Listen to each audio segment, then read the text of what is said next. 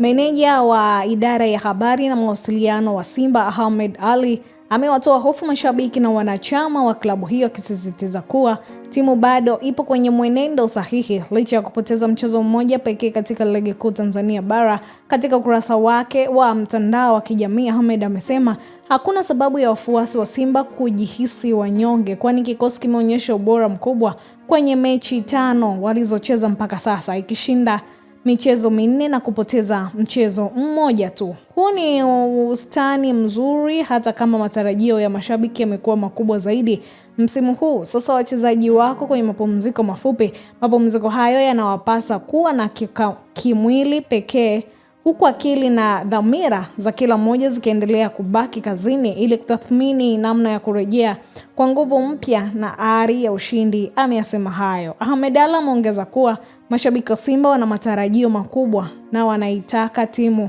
ifanye vizuri kwa kila mechi zinazochezwa. Jukumu kubwa liko kwa wachezaji na benchi la ufundi kuhakikisha wanajitoa kikamilifu ili kuyafikia malengo hayo bila kutetereka kutokana na matokeo ya karibuni.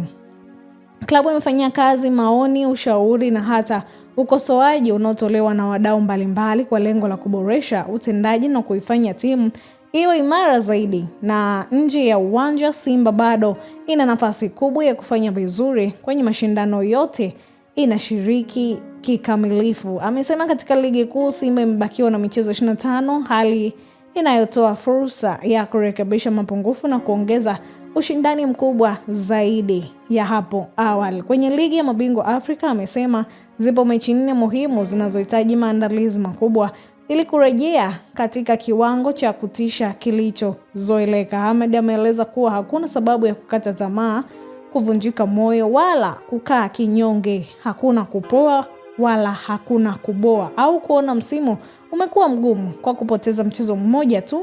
Bado mapema na safari ya mafanikio ya Simba ndiyo kwanza inaenda kuchanja mbuga. Ameyasema hayo Ahmed Ally. Endelea kusubscribe, kushare, kulike pamoja na kucomment.